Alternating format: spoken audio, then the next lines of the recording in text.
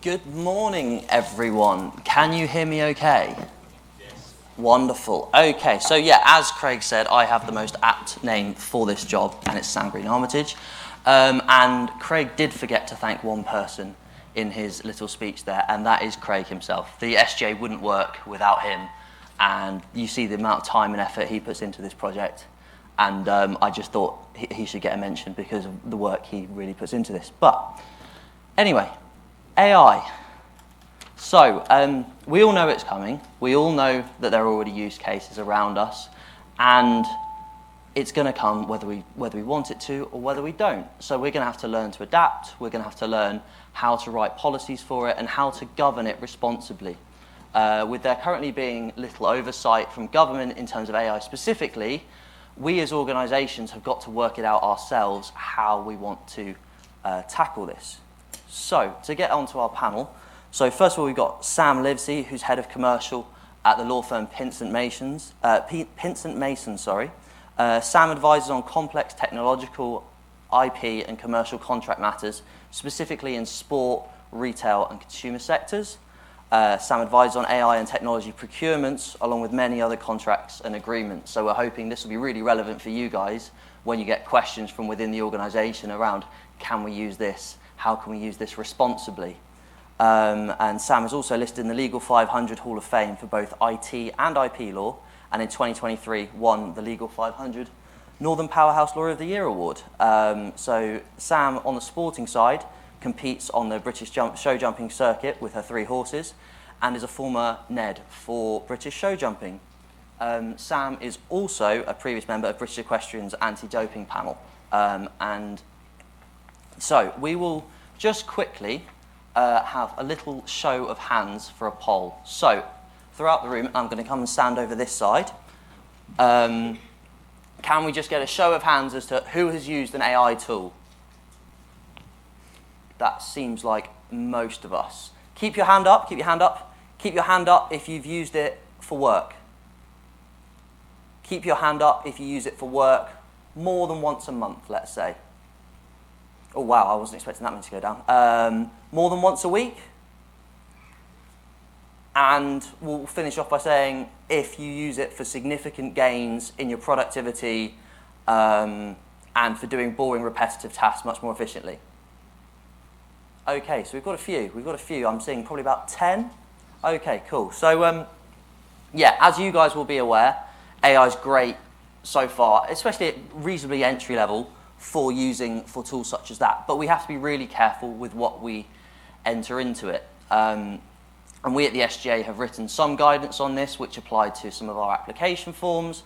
And we also have some tips and tricks in there for you as well. But without further ado, before we get in, I can see Guy is on his way. We've got a mic for him. So as he walks up, Guy is an ex-professional footballer with over 480 professional appearances over a 16-year career. He's got experience in scouting, recruitment and management post-playing career, and is now a partner at Sport AI Consultants across sport and leisure, looking at AI solutions. So, Sam, if you could just tell us a little bit more about your work that you do at Pinsent Masons and specifically around AI, that would be fantastic. No problem. Hello, everyone. That sounds like the mic's working. So good to meet you all. I'm Sam Livesey. I head up the commercial team at Pinsent Masons, and I've done technology contracts for well over 20 years, and increasingly seen AI creep in and into those tech contracts. And generally, the first thing I'll always ask now when a tech contract enters my desk or my inbox is ask the client whether they know, is there an AI element to that technology contract or not, because it does introduce extra risk into the contracting process. And often they'll say, not sure actually. So it's not necessarily just procuring a piece of tech, a tech solution that is just AI.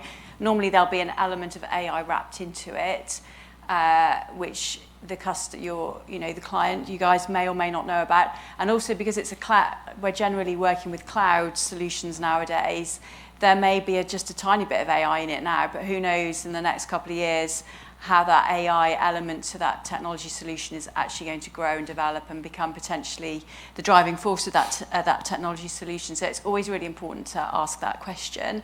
And so I help my clients in sporting arena and in retail and in consumer just to understand the risks of procuring technology where there's an AI element of it, what to ask the software vendor, what to think about internally in respect of actually using that software application and educating your colleagues as to their use of it, and then how to mitigate your risk. Because as Sam says, AI is here to stay. It's got a most amazing applications, and I bet you're using it more than you think in your day-to-day work, to be honest. I mean, anyone using Google actually will be using AI, so, you know, probably most of us use Google every day. So actually, our hand should have stayed up for much longer in Sam's question. So in a nutshell, I do lots more than that, but in a nutshell, that's what I do. Wonderful. And Guy, welcome along. Yeah, it is, yeah. So just to catch you up, we did a little show of hands at the start to see kind of how regularly people use it. When I went from maybe I use AI once a month, we had a load of hands up, and as soon as it was once a week, they all went down effectively. So just to give you an idea as to how the audience is, and it'd be great if you could tell us a bit about yourself and a bit about the work with AI that you do with the Sport AI Consultant. Thank you, and sorry for being late. Traffic was horrendous. And again, thank you, Samantha, for real clear understanding what obviously she does. And personally, I've been using now for about 2 years. We got slightly introduced to it at Leicester when I was working at Leicester. I was doing a role called loans manager, which is working with players and their pathways in and out of football clubs and loaning them to various different teams and obviously following there and tracking their progress. I was then introduced to it just after COVID. We kind of played around with it in COVID because there was a smaller group within the new training ground that had just been implemented with Leicester. So I got a real hands-on approach with the tech team to try and get our heads around how we can implement this into cloud, into the technology side of the football club. It was kind of pushed away then. I still feel like it's being pushed away now in sport, in football in general, probably because the age group and the demographic that probably run the football clubs. And no disrespect to Leicester, they were probably one of the first in the Premier League to use it and try and implement it around the cloud and around the data side of it and implementing the structure around, say, the scouting and the recruitment that I did. And then I moved away from that, moved into the football agency world, and they were miles away from it. Everything was frowned upon around technology. It was an old-fashioned, archaic sort of mentality around player recruitment and player identification. And then when we've looked at that from afar, I've kind of wanted to implement that in my new business, which is Game Changer, which is a football agency. And off the back of using AI and understanding AI from the Leicester setup, I've implemented a 11 or 12 strong team, all trying to use AI. Grew the business incredibly well in the first year off the back of structuring contracts that are legally binding properly and not with an AI element. So it was nice to hear that as well. And making sure that our guys and our players are protected on and off the pitch via the guys using as much as AI as we can, because it just keeps the cost down incredibly for us, start-up football agency, because the amount of football agencies that have got big spending power because of the so-called big players is incredible. So we've grew quite quick, and then it's led me to another company because implementing the AI systems that we've put into place, I thought, okay, there's a massive gap here for football, sport, and the adoption of AI, because we are incredibly behind from grassroots all the way up to professional sport, and literally within every sport. We've done some incredible research for the last 8 months around debt management and the conversational AI that I use. Mm-hmm. And we've ended up building up a real big amount of data around that, and we've now started to implement it into football clubs, and we've had incredible traction from cricket clubs to professional sports clubs, and I was at Charlton last night, and hopefully they'll be testing it this week. So, wicked. So just to elaborate a little bit, so when you talk about conversational AI, what do you mean by that? So I use predominantly bots, which you all would have heard the word and the term.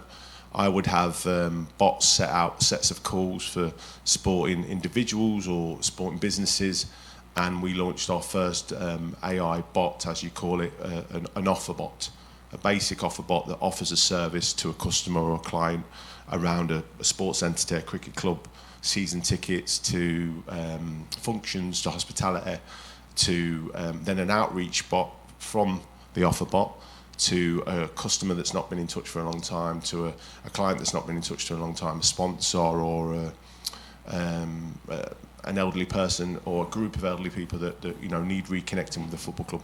It's an engagement bot. That's how we set up our first bot. Then we're branching out various bots off the back of that initial API, isn't it? So yeah, API, yeah.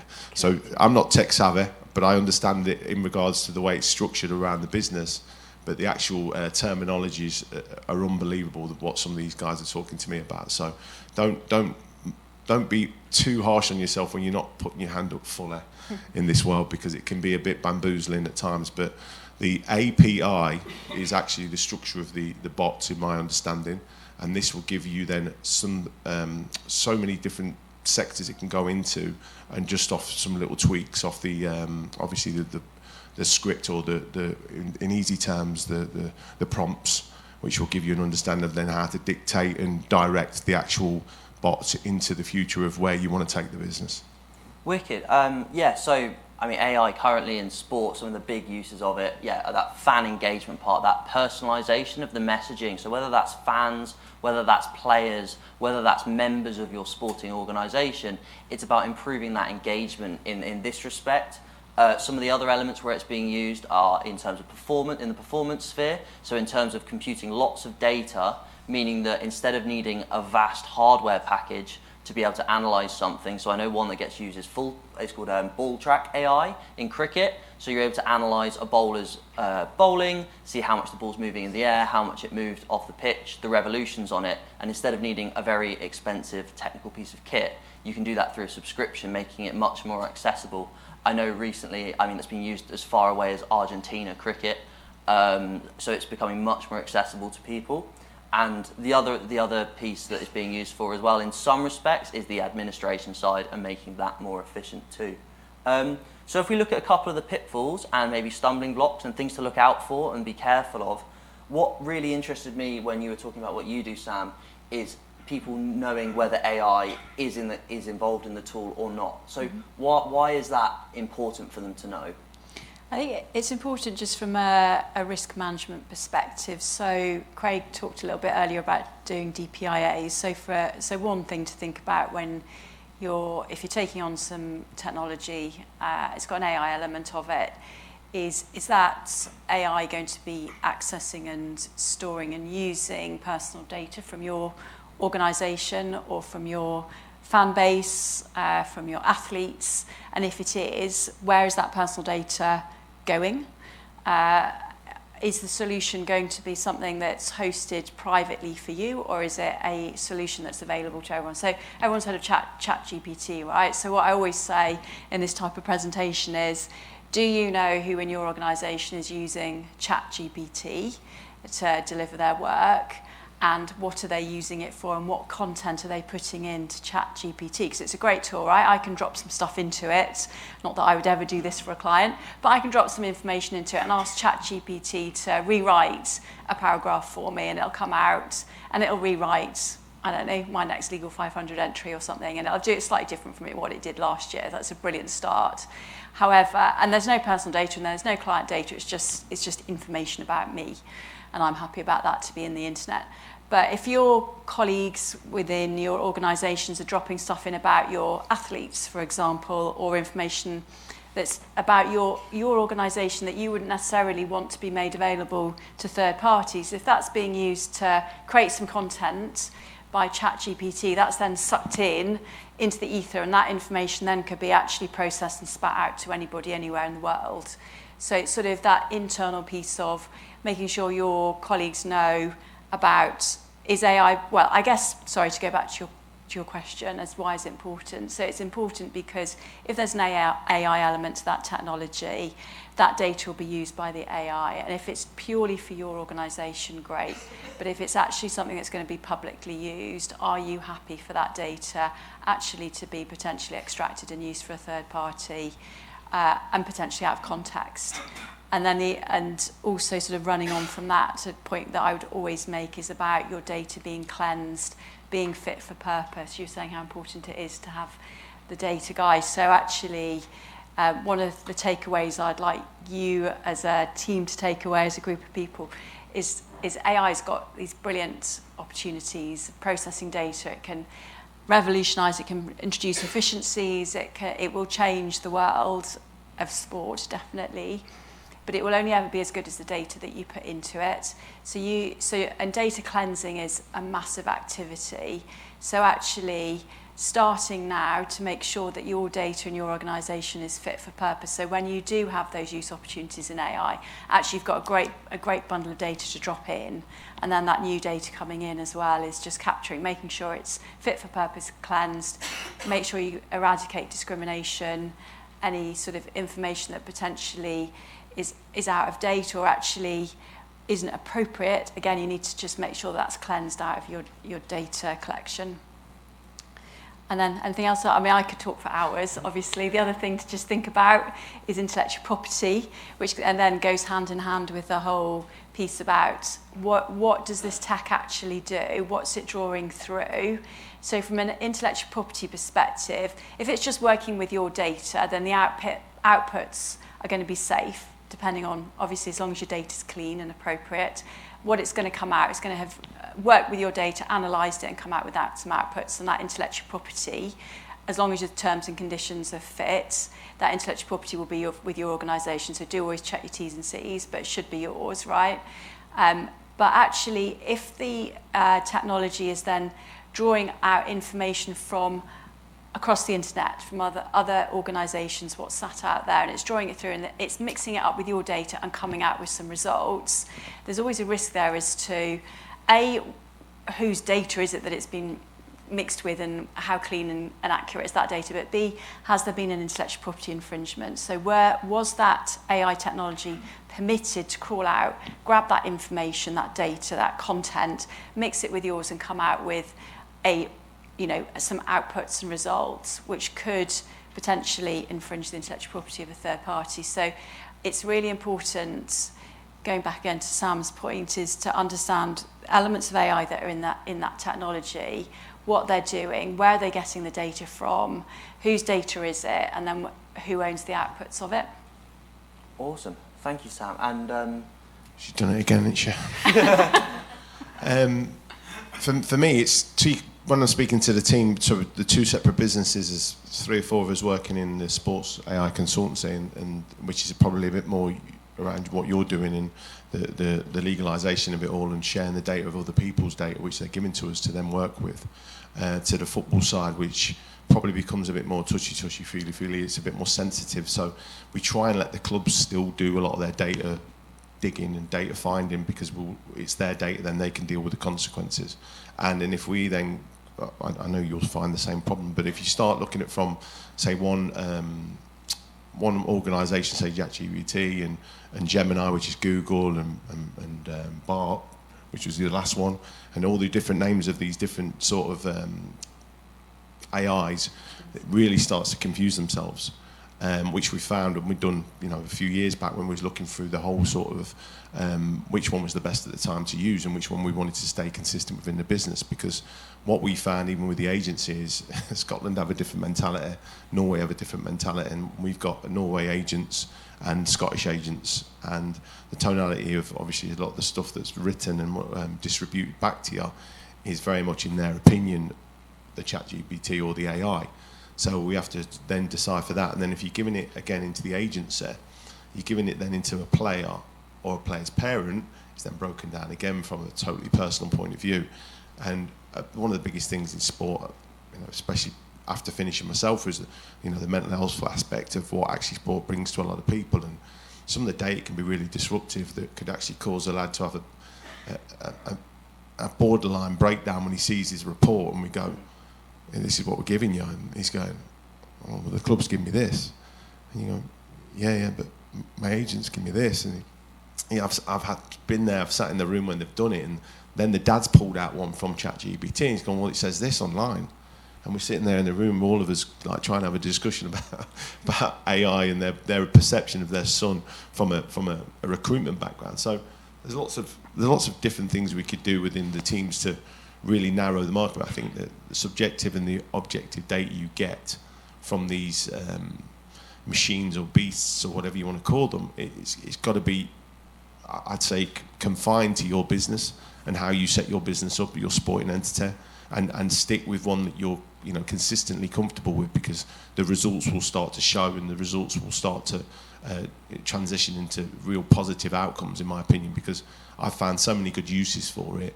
I haven't been scared off yet. Yeah. And that's probably my part to that, is I haven't seen anything where I'm going, it's going to take considerably over, because like you said, it's what you put into it. It's really how you get a lot of the information back.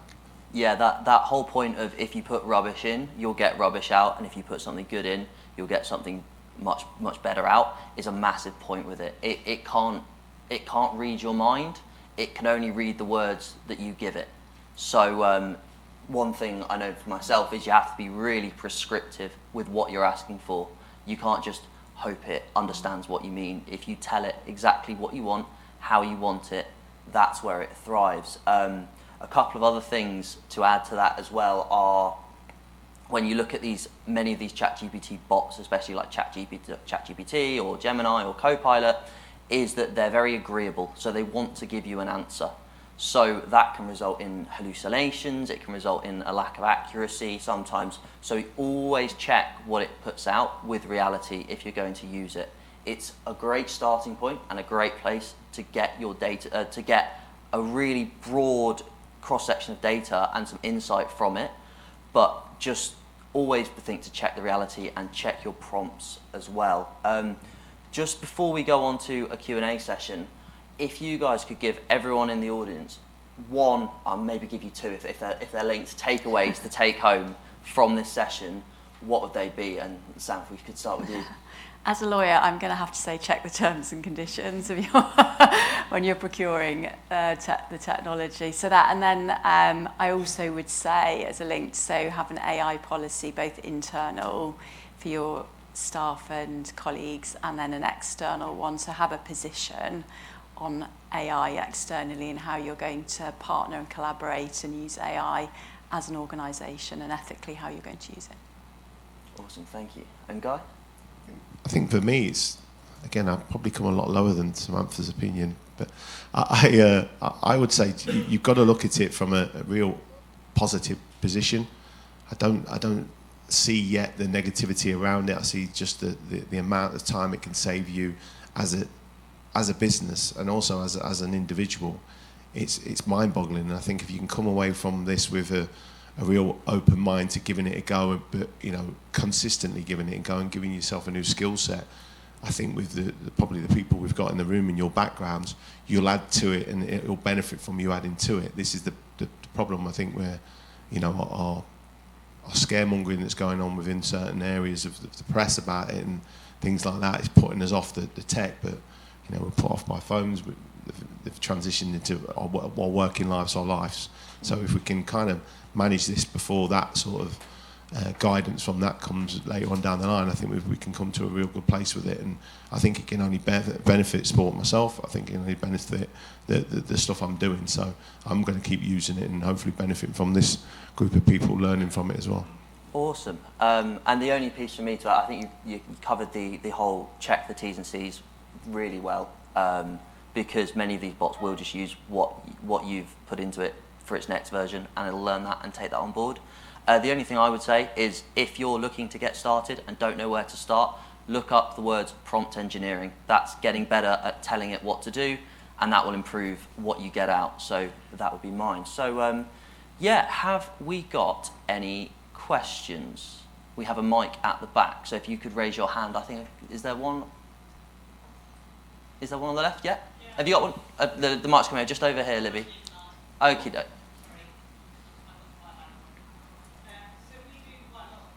Got the mic here. But we have the three major negatives that we would be looking at. Sorry, would you mind just speaking into it? I can't quite hear you. I am speaking. If you just point it at you and... Is it on? Yeah, there we go. Okay, right. So we have three major negatives within UK coaching which we have to address. So we have a full AI policy, etc., etc. The most obvious one is people using ChatGPT for writing minutes of very important meetings when they're effectively sharing the secrets of the organisation across, which we've had to put a stop to. But two other very important ones. One, we have a qualifications arm, the number of people that are using AI to complete qualifications. And you can check, and we do have an AI policy on the awards and the qualifications, and we will check, and if people are seen to use too much AI, then they'll either get done for cheating or they'll be brought in for what used to be known as a viva, basically an oral exam, to check that they genuinely know what they're doing, which, there's various ways you can get around it. But the other one, which is quite pertinent today as well, is we have awards and things like that, and the out of the award applications that we've had, over 80% of them have been completed by AI, which sometimes means that people who are actually genuinely very good but haven't used AI to write their award applications may be missed out because theirs doesn't look as slick. So I think you have to check that. So we again checked all our awards against who's used AI and who's not.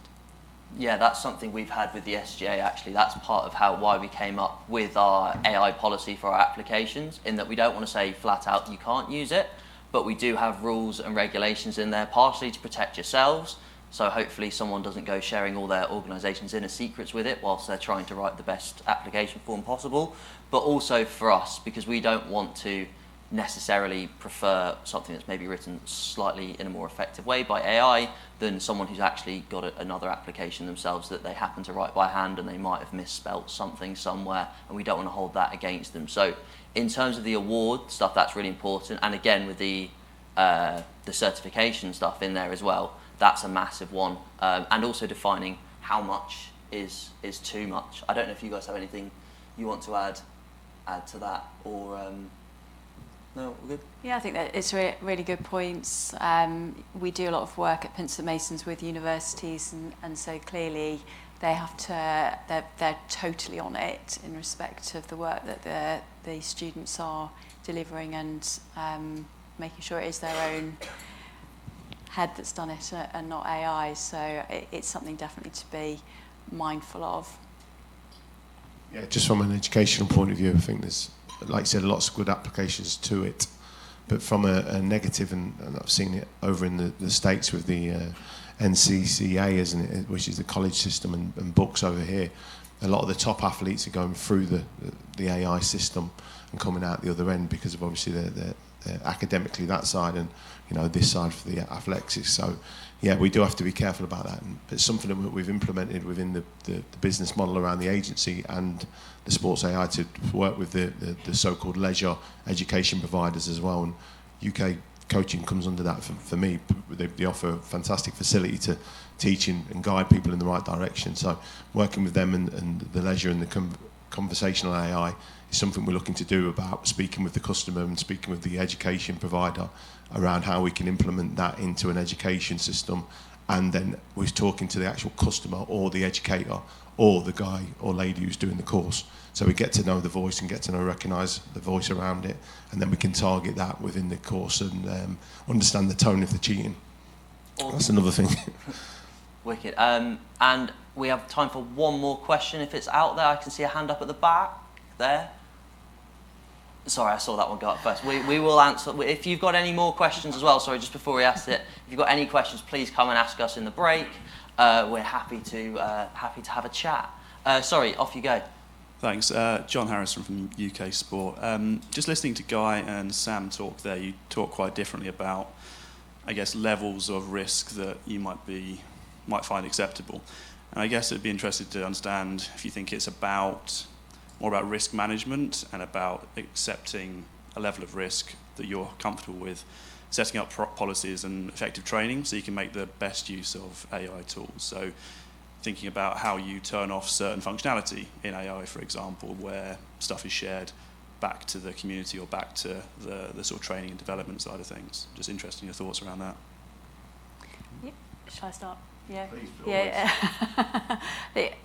It is. You're absolutely right. It is about risk management, because we can't. I think we started with saying AI's here to stay, and there's absolutely massive benefits from using it. So it is just about understanding the risks. And that's why I sort of say go back to understanding what the solution actually is and just being really careful. So we work with some really big retailers, and they have lots and lots of different potential applications on their door all the time, and people trying to sell them their new AI product, and actually the retailer has to work through very carefully as to which ones do they want to take, because often they're low value to purchase as well, so it's not a massive outlay to actually procure this software application with the AI element to it, but the potential risk of it could be huge if there was a data breach, for example, and there's lots of potential, data, significant business data or sporting data gone into it.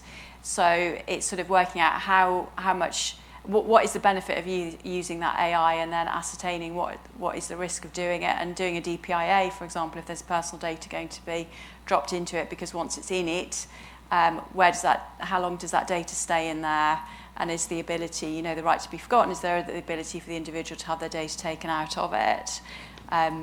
But certainly don't be frightened to use AI, because there are some brilliant applications. Just go into it very mindful of the potential risks, and make sure you and your colleagues who are using it just understand what the limitations are, and what data should be used in that solution. From I suppose an agent's point of view, we're guidelined by FIFA and UEFA, and anything we're doing in regards to the minors, we've got to explain and talk about it with the parents and work with them, and then anything we do with the players, we've got to explain and talk about that with them as well. They've got to be fully, I think it's something like 24 hours of any sort of data being shared between a club and a player to actually share back with the player, and so he can get a clear understanding of what data is being shared between the clubs. And that's just going back about, you obviously then can't put it online or put it within a system that might be a breach. And then with the conventional conversational AI, we were speaking with a club last night.